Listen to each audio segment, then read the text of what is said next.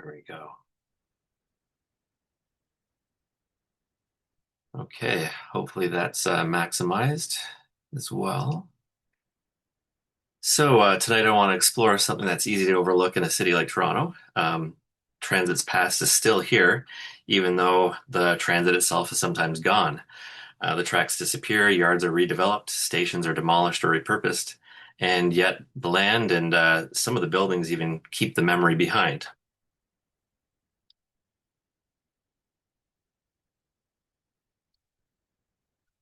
So one of the things to illustrate my point, I remember when I was a kid going around with my dad to all these railway sites, and this show came on one day, and I just thought it was pretty interesting, the ghost train. And I've got a little clip here of it hacked right down to sort of give you a gist of what I was thinking about when I was looking for the sites and thinking about the Toronto sites.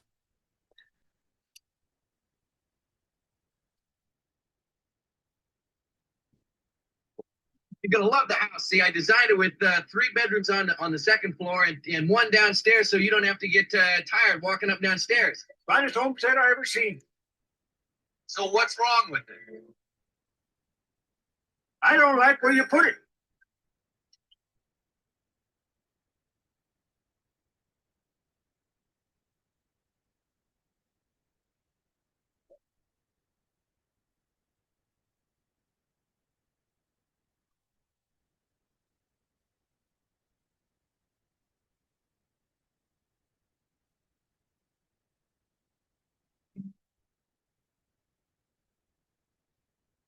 Hey, this might not be good.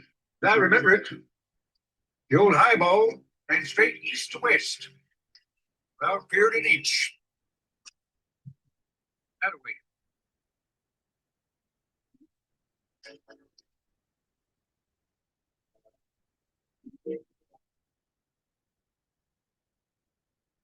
Don't you think we ought to get to evacuating this place? Well, you really think it's going to stop for you? I know it is. I've got a ticket. Ah, what was that? Some damn yellow jacket? No, Mr. Glove, just something to help you sleep before your trip.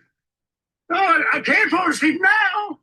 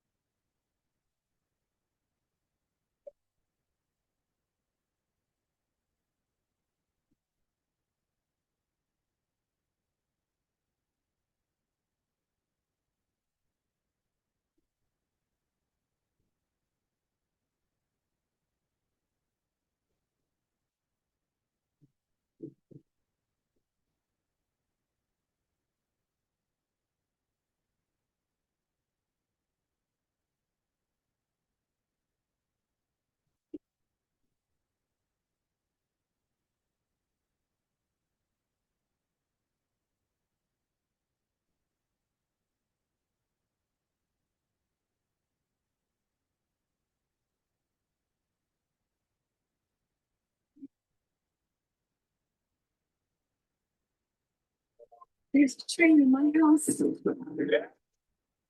Yeah. Here's your ticket, my pop. I hope my ticket's still good.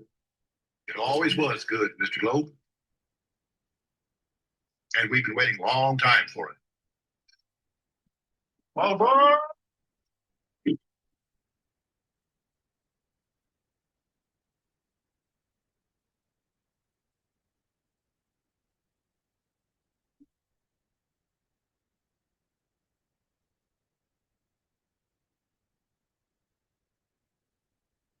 All right, so sorry about that, but the ghost train was kind of leading me into talking about all of this stuff. So, also with what Rails reclaimed means. I'm sorry here. Can you still see my screen? There we go. Okay, so the big idea behind what I was thinking of what Rails reclaimed means is it's sort of the afterlife of Toronto's railways. We're going to look at Former streetcar, radial, and mainline railway properties that became trails, parks, markets, transit lines, homes, businesses, and neighborhoods. In some places, the railway traces were preserved, and in others, they were erased. But either way, they helped the city that we know today. And here we see a view of downtown Toronto with the two roundhouses. One of them, the John Street Roundhouse, where the Railway Museum is today, and then sort of what it's evolved into since then, and filled in with a lot of housing, a lot of city building along the way, where the rail yards have now become places for living. One of the first places I thought of when I was thinking about the past and how it relates to the future was the Beltline Railway. Formed in 1892, basically as a way to sell land that was out in the middle of nowhere while there was a housing boom going on. The Beltline basically formed a belt around the heart of Toronto, and there was two loops built, one towards the west, one towards the east, and this is sort of the path that it took. Um, it was formed by the Toronto Beltland Corporation, seeking to link to suburban lands. It failed pretty quickly. It only lasted a couple years until it was basically relegated to becoming a freight line for the Grand Trunk Railway eventually. Here's some shots of its current use today as a bike and walking path. This bridge goes over Yonge Street, and you'll notice the horses there that were supposed to be a temporary installation, but remained for a long time afterwards. And now they've been permanently installed. Now known as the K. Gardner Beltline Park.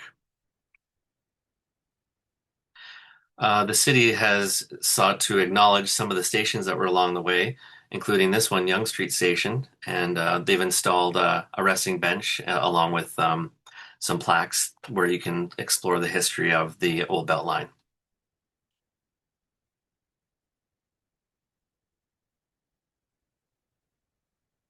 Here's some older photos of some from the 20s and or some from the teens and some from the 50s of the former line.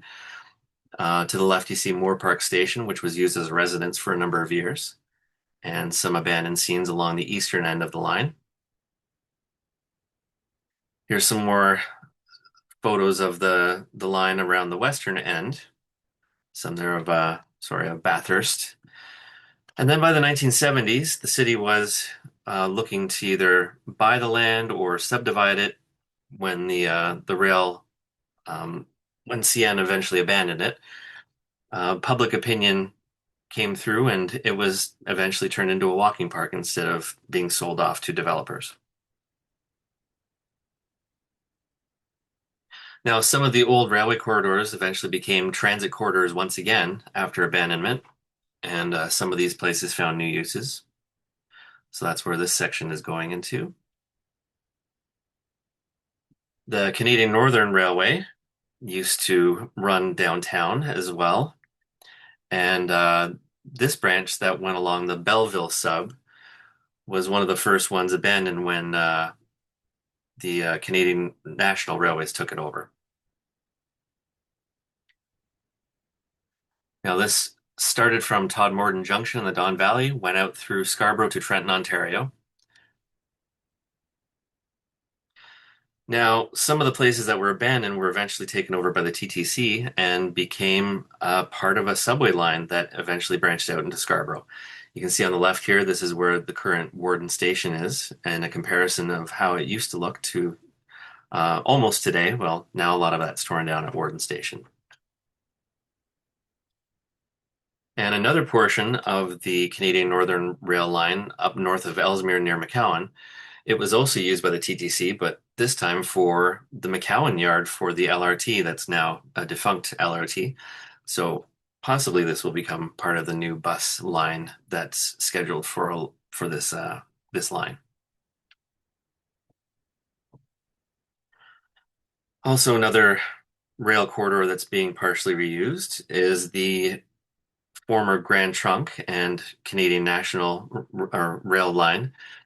This one area, specifically at Eastern Avenue, I've been watching for the past few years because it's been going through a lot of changes, and it's going to be a large transit hub. So there it is from its initial building to it being partially torn down.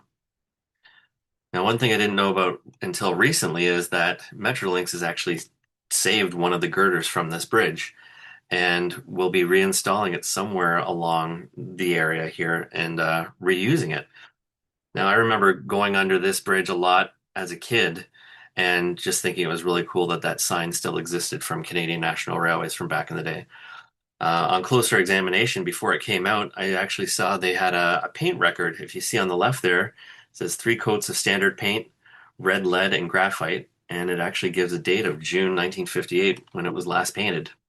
So that paint with the lead in it lasted a long time. Here's some more shots of the girder being salvaged. Now, another thing I was going to talk about is also the city growing over top of a lot of the major rail yards that were in the city. Now that land has become premium, a lot of these lands have been reused as housing and a number of different uses.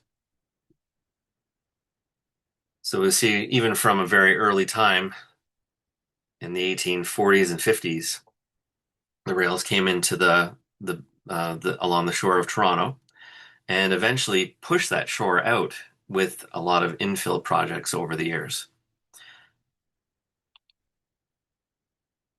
And little by little, the rails grew and pushed into the windmill line. Oh, sorry. And there you see one of the old Union stations right on the waterfront when Front Street was originally at the waterfront.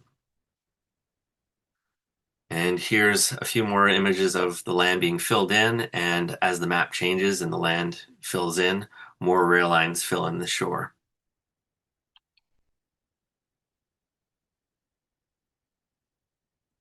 Until there's quite a network of rails, and a lot of the people in the city for many years began to get upset about not being able to get to the shore because of all these rail lines, and a viaduct is eventually is built to raise these rails above the ground and allow safer passage.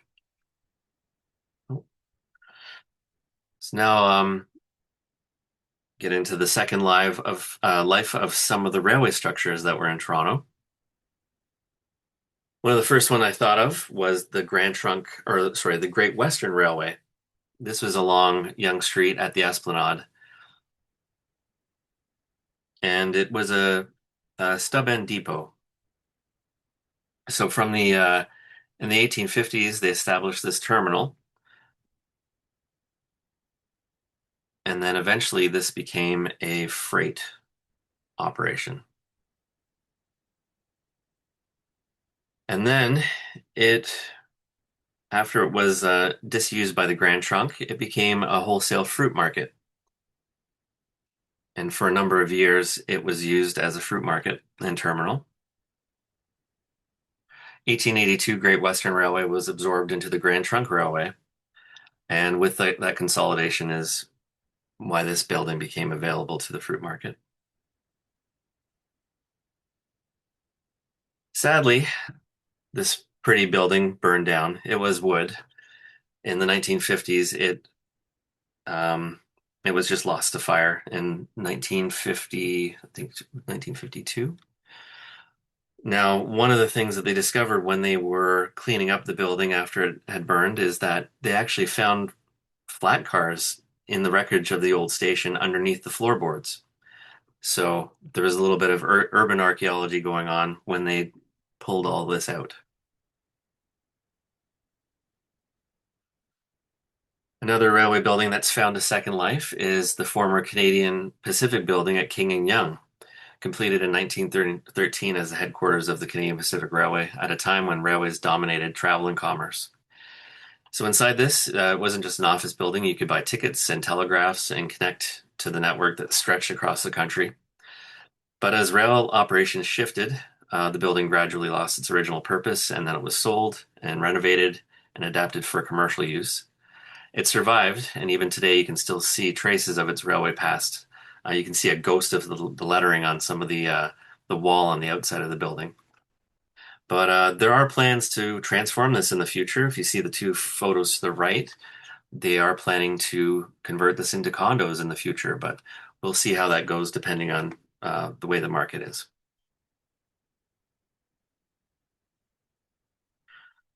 Here's another railway structure that had a second life in Leaside. This is the Canadian Pacific Railway Leaside Station, which towards the 1970s started to see disuse. So eventually it was converted into this, the Village Station restaurant. And the photo on the left there, that's my dad and my aunt on the top left. We would go there every once in a while when visiting relatives in Leaside. And that's me in the bottom left with my mom in one of the one of the cars. I think you can see the caboose menu there in my hands. But this was a restaurant run by the Canadian Pacific Railway. Apparently, it was supposed to have good food, but a lot of people didn't quite care for the food that was there, so it eventually closed down. But it was at the end of what is now known as Village Station Restaurant in Leaside, very close to Millwood. Now, right in the area, this is what used to be there. There was a very large yard established originally by the Canadian Northern Railway and eventually taken over by Canadian National Railways. But they had a service area where you could service locomotives and also you could service passenger cars. Now, the arrow there to the top left is where the locomotives were serviced near Laird Drive and East Ander Drive. And at the bottom right is the freight office. And that's the two structures today in the same area. These have survived. The Canadian Northern Eastern Line's locomotive shop is now a Longo's, but for years I remember it traveling around with my dad. We'd go and visit every once in a while, and it was a storage unit for a number of years. But now it's been beautifully restored and no longer locomotives inside, but there's tons of groceries and a grand piano. And that other small building that I pointed to was this freight office building, and it still exists today as a Gardenzilla uh, yard maintenance facility. Another building that had a second life is the Canadian Pacific North Toronto Station on Yonge Street, close to Davisville and Rosedale area. Established in 1915 while the CPR was waiting for Union Station to be built. There's a couple more shots. Now, luckily, towards the 1960s, the LCBO took it over and preserved what was in there, but it was hidden with a drop ceiling for many years. I remember going in there back in the 1990s, and the staff were nice enough to let my dad and I go and look up in the ceiling and see just this grand room that it once was. And restored in the 2000s, it's the largest LCBO in Canada, or in Ontario, sorry. And it's just incredible inside. It still has the ticket wickets and a few features from the railway station days. But yeah, it's a full LCBO now. Now, the footprint of the TTC, I decided to go into some of the loops, the barns, the streetcars that are still existing out there. Now, I couldn't go into all the loops that still exist. There are still quite a few, but I thought I'd touch on a few that I recognized over the years. Now, this one, which is on the cover of today's event, is the Lawton Loop. Now, it was established in 1915 by the Toronto Civic Railways as the northern terminus for its Yonge streetcar line, and it served the growing neighborhood of Deer Park. Now, when the TTC took over in 1921, it continued to be used for streetcars for several decades, but by 1954, when the Yonge subway line opened up, it pretty much spelled the end of this loop. So it stayed there for a while, but eventually it was turned into a parkette. And not even, I think, 5 or 6 days ago, this parkette was renamed from the Lawton Parkette to now be the Honorable Carolyn Bennett Park.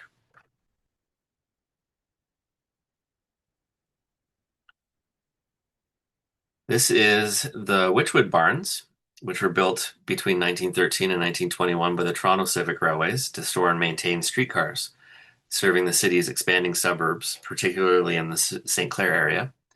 Now, when the TTC was formed in 1921, it absorbed the old system and continued using these barns for decades as an active streetcar facility. By the 1970s, the barns were closed and pretty much left abandoned and derelict, and people thought they were going to be torn down. But by the early 2000s, rather than being demolished, it was preserved and transformed into a community hub known as Artscape Witchwood Barns. And it was a mix of studios, public spaces, and local programming. Now, there was interurban streetcars, larger streetcars called radial cars that we're going to touch on a little bit in some of the interurban routes. One route was the Toronto and Scarborough Electric Railway, which went along Kingston Road eventually all the way out to West Hill. One of the structures that I recalled were saved from after the line was taken out was one of the old radial car barns, which is close to in the Birchcliff area of Scarborough. Now, eventually, it was converted into the Birchcliff Theatre, and people went to the cinema there for years.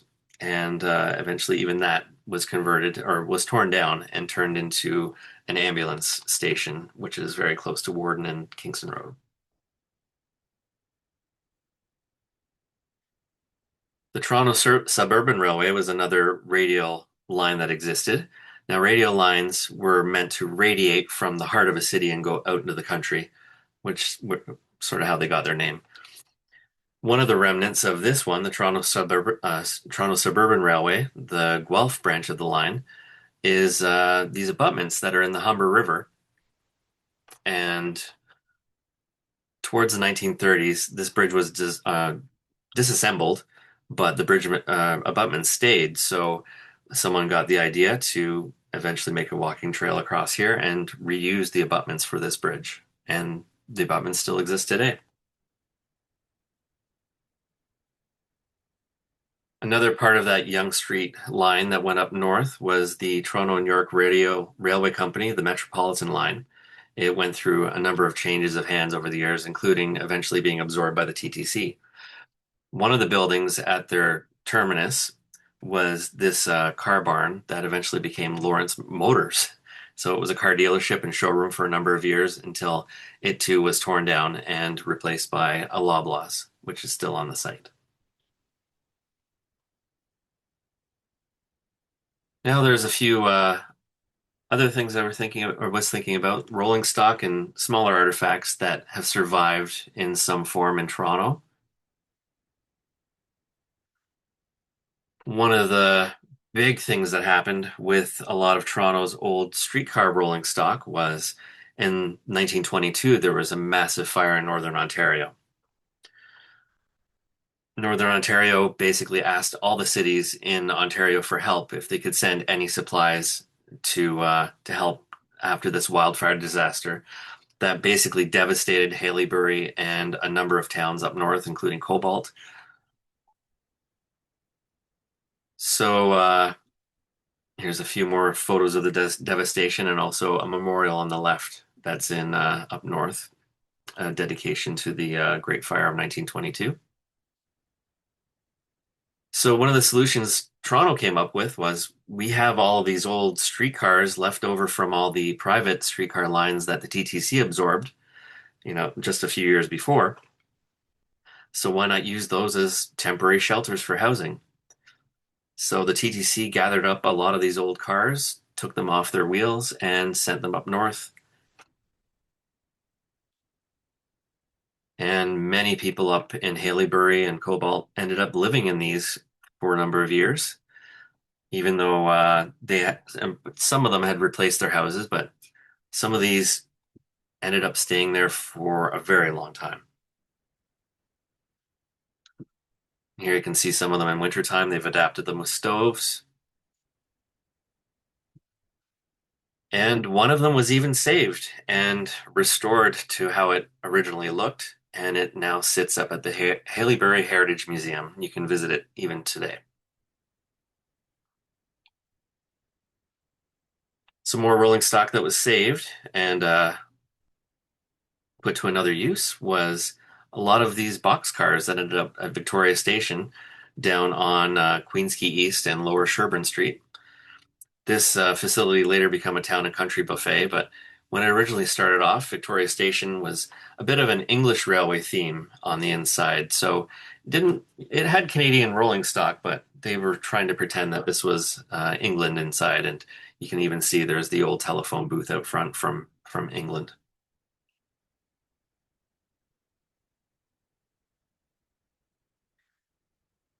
A streetcar left over. You probably remember a few of these around the countryside being reused as everything as diners and you name it. They kind of repurposed a lot of the old streetcars. This one that was down on Dundas Street West, just west of Yonge, was named Desire for a number of years, and until it was moved up north to Rutherford Road to become part of Shiloh Farms. But eventually, this became before it moved up there. It was also called the Record Rocket, which was a record store for a number of years.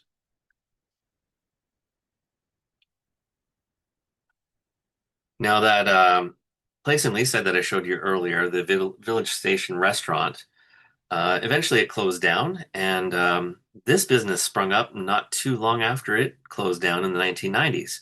But it also didn't last very long. But we also ate in this one as well one time. But eventually, these were picked up and taken to BC to be reused out there at a station restaurant. And this was called the Tuscan Club, named after the color of the red that's on the old Canadian Pacific rolling stock.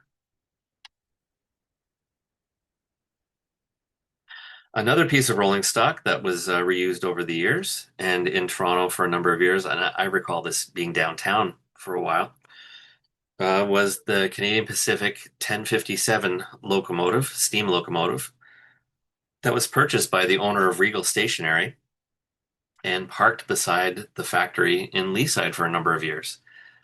So this is a photo on the top left of when it first arrived there, and it was facing Eglinton Avenue East near Brentcliffe Road. And eventually it was turned around and was eventually purchased by Ontario Rail, who brought it up to Tottenham, Ontario, and had it serving on the South Simcoe Railway for a number of years. And I volunteered there with my brother and my dad for a few years, so that's us in the bottom right when the 1057 and Canadian Pacific 136 arrived up there before the railway had started. But a lot of people in Leaside still recall this steam train being there.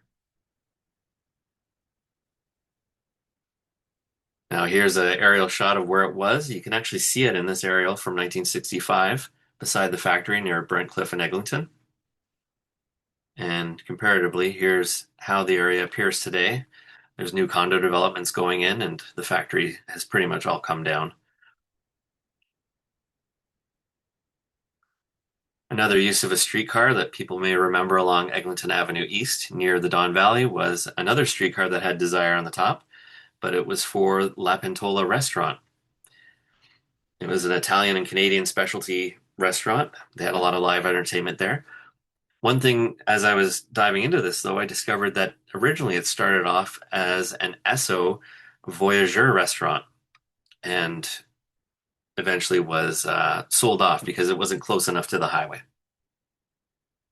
But I remember this for a number of years being there, and then eventually it was sold off as well to a dealership who I think scrapped the streetcar. The only thing I've found out about so far is that everyone has the opinion that it was scrapped. Now, over the years, a few things have tried to be, or they've tried to save a few things in Toronto, and a railway museum before the current Toronto Railway Museum existed down at the Harbourfront. And my dad used to take me down there. So here I am.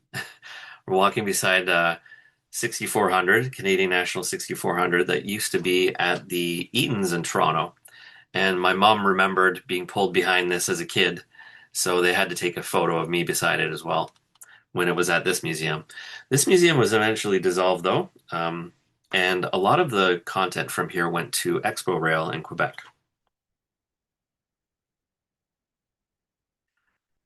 Now, I remember seeing a lot of these wagons, which are at old gas stations, holding everything from things for sale to you name it.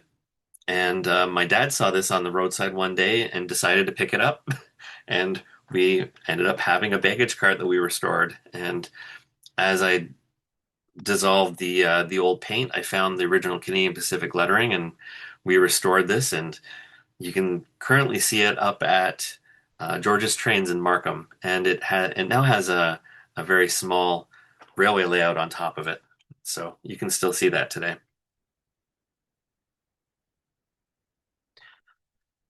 Another thing I just thought about recently was that, yeah, oh yeah, the clock from Toronto's old Union Station from 1873, it too was salvaged and reused. And if you go up to Huntsville, even today, you can still see the old clock from the original or this older Union Station still working up at the Huntsville Town Hall.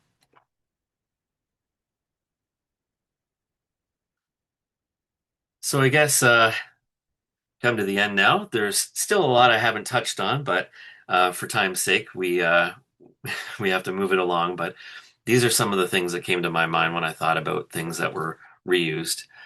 Some things remain reused, some erased, some are still hidden in plain sight. One place that preserves uh, the memory of a city that's changing so much and has so much railway history is, of course, the Toronto Railway Museum. It's a true haven for things that we can no longer keep in certain areas of Toronto. So a lot of the buildings and the rolling stock and things that have been in other places have been relocated to the Railway Museum. One thing that was relocated there was 6213. I remember this being down at the CNE for years at the Marine Museum of all places, and that's the Marine Museum on the left, and me and my dad back in the 19 I don't know around 1980 maybe 1979, and we thought since it had been removed to the Toronto Railway Museum, we'd try to strike a pose like we did back in the day. He couldn't carry me though, so this is the closest that we could get. But it's one of the clearest examples of rails reclaimed. This working railway space transformed into a place of memory, interpretation, and connection. And it's a place where the past hasn't disappeared. It's simply been given a new purpose, and people can make new memories there at the Toronto Railway Museum. I think that's pretty much it. I'd like to thank you all for joining me for this, and I hope I've touched on some memories for you as well. And I guess I'll hand it over to Alex and Ryan again. Thank you, Jeremy, for that presentation. I think most of our audience would agree that, on the whole, Toronto needs to do much better in preserving its history. There were some fine examples there, including at our own museum. So thank you for that. Thank you. That harborfront sign you showed, by the way, at the old railway museum, the sign itself was recently installed in our gallery. So, Oh, nice. yeah, something to see, the original sign, as well as some others, which have been recently pulled from our storage. So, always something new to see at the Railway Museum as well. We should we'll add that'd be great to add that photo to our interpretation. So Mm. the past lives of that sign. Yeah, I really dug into my dad's photo collection for this and slide collection. So I found some things that I think will I'll be sending your way too. Some interior shots of the old roundhouse and stuff too. So Yeah, really appreciate you sharing some of your personal photos and memories, Jeremy. yeah, thank you. So for our audience, if you have any questions for Jeremy, this is your opportunity to submit them down into the question and answer box in your Zoom chat platform. Jeremy, I'll start with some of the questions that have been submitted already. Okay. So this first question comes from a bearded prof, and Mr. Prof asks, "Why is there a grand piano in the grocery store?" Go ahead, Jeremy. Every once in a while, they like to have people in to entertain, and they have events that happen there. So the grand piano's just there for the event people to use. So they'll hire a pianist to play it, and they'll host their events. So Yes, it's a little bit of a fancy longo. So and even fancier longos. Here's a comment, Jeremy, from Anonymous. They simply said they need to see Ghost Train from Amazing Stories. They ask, do we know if Spielberg just did this movie because, well, it's an episode, if he did this because he wanted to crash a train through a house? probably I don't know his thoughts behind it. I haven't really found very much on behind the scenes on that one, but um, as far as I can tell, it's not a real train. It seems to be like the wheels are a little too thin, and it's a prop. So I don't think he crashed it through a real house. Yeah. Yeah, but I guess it's lucky they didn't build the house out of anything stronger than a frame house because the train might have been stopped a little. Well, it's a magical train, so it would probably go through it anyway. And we know how Spielberg loves his practical effects. For sure. But yeah, Uh, that yeah. episode, I had to include it because a lot of the times that I was thinking, and when I would go to these places with my dad, I would just my imagination would run wild, and then that show came out, and I would just start imagining where things were, and imagining that third dimension, and it really played a lot into it. Hmm, good point. Influential in your life, Jeremy. Yeah. This next question comes from Art Taylor. And Art asks, Leaside Village Station Restaurant was a great place for rail fans to enjoy good food, watch trains, and ring a locomotive bell in the lobby on the way in and again on the way out. Too bad it was relatively difficult to get to without your own car. Jeremy, anything you want to add as a Leaside historian to that? Well, yeah, the Village Station restaurant was a little off the beaten path. I think everybody knows the Esso that's right there on the entrance to Village Station Road, but they don't know that that was behind there as well because the trees would kind of hide where it was. Originally, the 1890s Leaside Station was closer to that Esso, but as development progressed, they moved it back further. So yeah, but it was recently torn down. Remnants of it were still there. It had become a CPR security office, and it changed over the years and got clad in this sort of a gray, boring clad. And but yeah, some of the guts were still there of the station, but it was recently torn down, and nothing of it exists. And a lot of that land now will be part of the Ontario Line maintenance facility. So see how that goes. But yeah, for years it was a hub for Leasiders to catch their trains, and even in the 70s and the 80s, they had a couple of failed. Um, well, they lasted for a while, but they tried to revive a station being there, and with Metrolinx now owning that spur line that goes down to Union Station. I'm not really sure if they will try to revive a commuter line there or not. I haven't seen any definite plans yet, but we'll see. We will. Another question for you, Jeremy. Different Yeah. neighborhood. This is from Anonymous. How do you feel about the preservation attempts in the Junction neighborhood? Uh, Preservation attempts in the junction, like as far as just railway preservation on the whole, or Yeah, let's yeah. stick to railway Okay. preservation on the whole. Well, sadly in Toronto, in the junction area, there were a lot of efforts over the years to save some of the stations there, like Parkdale Station, um, in West Toronto, and a lot of them it came so close to preserving, but then failed, including uh, the Canadian Pacific Railway one day just tearing down the one station and just disheartened everyone as far as preservation goes.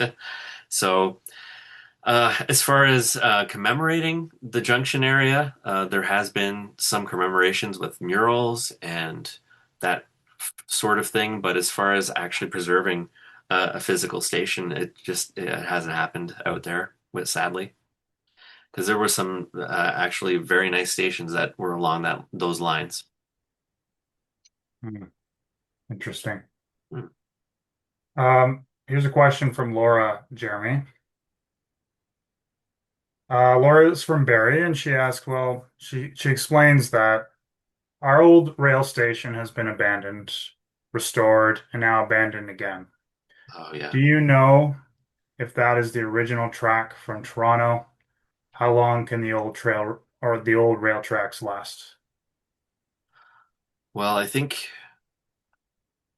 boy, the old tracks last. I know there was Aldershot as well up there, and the Barrie site. Something kind of unique happened at Barrie. I believe they found a indigenous site in the yards there. So even after they restored it, they went to go have another, or they wanted to have another purpose for it, and that slowed them down. But I haven't seen the progress from there. If if they are going to restore it again, I'm not sure. Yeah, But fair for enough. a while there, it was the new VR, I think, was in there, right? The TV station. Hmm. Yeah. That's right. Jeremy, here's one from Nicholas Bello, and Nicholas asks, I heard rumblings about Summerhill LCBO possibly reverting to be used as a train station once again. Yes. Do you know the latest on that? That's the last I've heard is just rumblings as well. People are batting around the idea because they think it would be great to have that Midtown commuter line as well back again. So there's nothing confirmed, just a lot of rumors so far. And yeah, we'll see if the LCBO. I don't know if the LCBO would want to give it up because it's a very good performing location. But yeah, it wouldn't take too much to convert it back really because you have the track still running over top. Um, Parking might be an issue, but in Midtown, a lot of people would probably just walk to the station or take a cab there. So, but yeah, I haven't heard anything so far. Yeah, fair enough. Perhaps a follow-up talk if the rumblings turn into something more substantial. Yeah. Couple of comments here for you, Jeremy. One is from Andy Cassidy, who says, in Vancouver, we had an identical Victoria Station restaurant downtown close to our now long gone CPR Drake Street facility. We Oh, enjoyed dining there, but of course, it's closed down now as well. yeah. Lot of personal memories, of course, from those sorts of themed restaurants. Yeah, they tried to keep up the momentum that a lot of the restaurants at the hotels had, but apparently those satellite sites didn't really keep up the quality that the hotels had, or they couldn't. So, unfortunately, they died out. Hmm. Hmm. They have, absolutely. But I remember too watching some of these Zoom talks back when Derek Bowles was doing some, and he didn't have a very good opinion of the food either. I remember. Yeah, the atmosphere can only take you so far. Yeah, and that's the thing with a lot of these themed places. The atmosphere can only take you so far, like you say. And for kids though, and trains, they that goes hand in hand. So for any kids going in there, it's fun, but yeah, the theme can only go so far, I guess. Hmm. Another comment here, Jeremy, and this is something I'd like you to maybe take a little further if you might. Sure. This comment is from David Sweeney.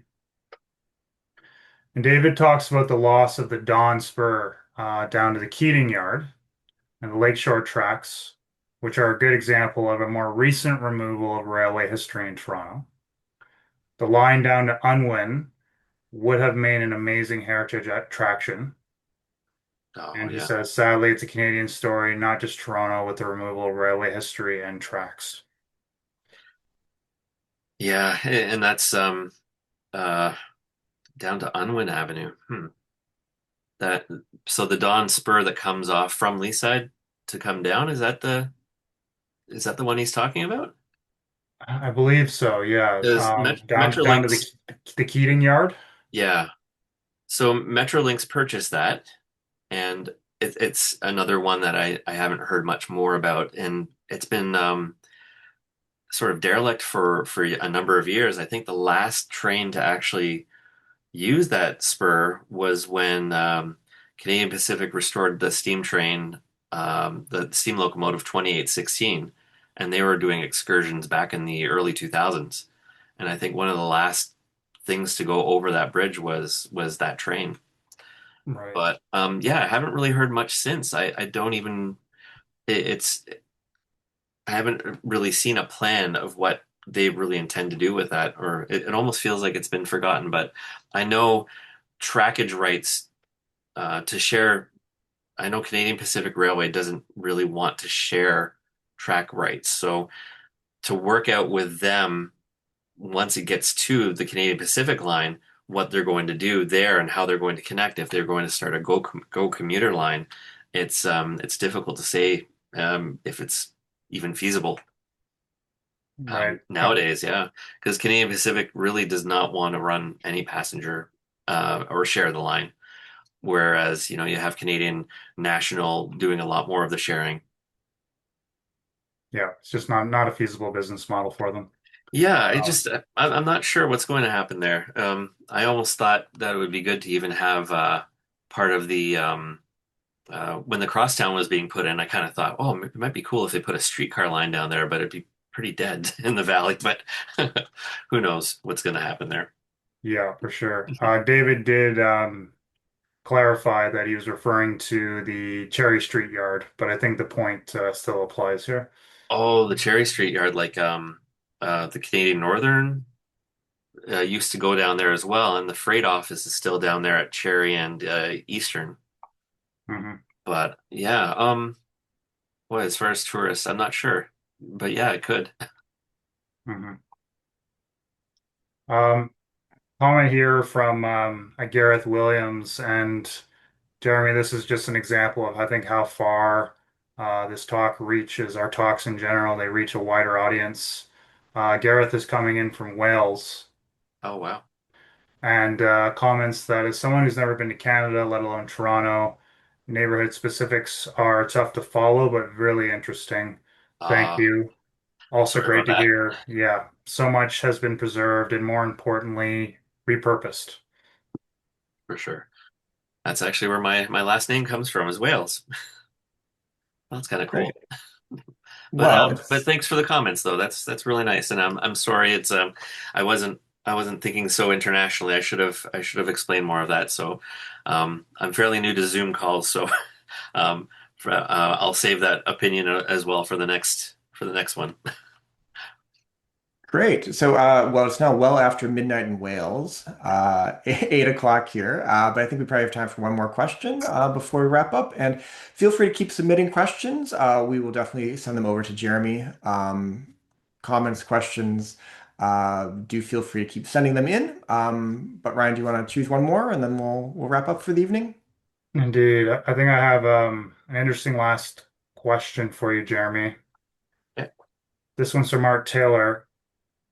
Are there any good maps showing the current and former Toronto railway lines, spurs, and industrial tracks? Oh boy. One publication I can think of that collects a lot of these maps is a very large book called Lines of a Country. It goes into depth in a lot of these places that are in Toronto, but as far as maps, boy, there's quite a few on the Toronto Public Library site. There's a few sites. Boy, I don't have a link right now, but there's a few sites online that have great maps as well. Oh, I wish I could think of them right now. If I can call it up here, maybe I can find one. But yeah, Lines of the Country or Lines of a Country. And let me just see here if I can find this.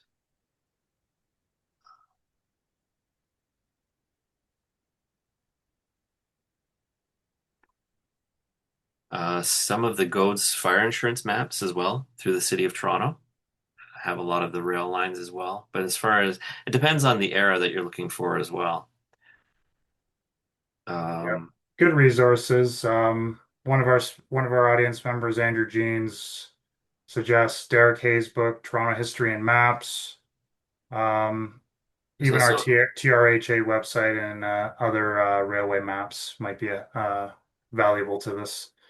there's also a map and data library at U of T. You can find a lot of scanned maps online. Let's see what else we have here. Oh, there's also let me just see here. Uh, boy. Yeah, I'm just trying to find specific railway maps, and I'm tapping out here. I can't I can't find them. But there's some great resources online, including there's this historical aerial imagery of Toronto.